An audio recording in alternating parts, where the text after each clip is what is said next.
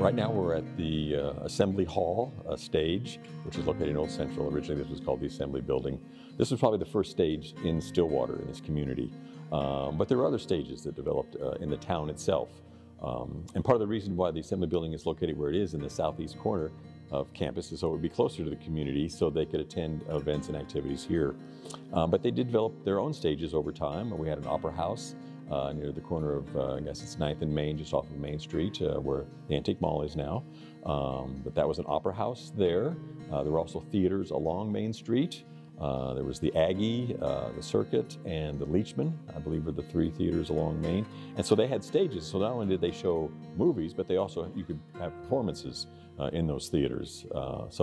And eventually then Town and Gown develops a theater program, which is now located south on 177, just south of town. So Stillwater has always had a number of stages available to its audiences.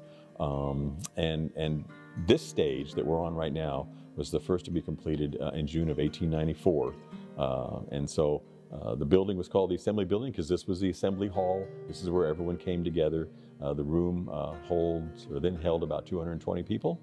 And all staff, student, and faculty could come together in one place at one time. In fact, they did. Every morning at 7:40, the chimes from Old Central would go off, letting the people who lived, the students especially who lived in town, but also the faculty and staff know that chapels were about to start. Chapels were heard every morning at 8 o'clock. And so the chimes, the bells would go off at 7:40. So you got 20 minutes. Start heading to campus. They complete this building, the Assembly Hall, in June of 1894, and the first activity that takes place on this stage is a commencement. There were no graduates that year. We didn't have any seniors yet, but they did hand out their Magruder medals. A young man named George Bowers won the Magruder medal that year, but the first event here was a commencement that occurred in June of 1894.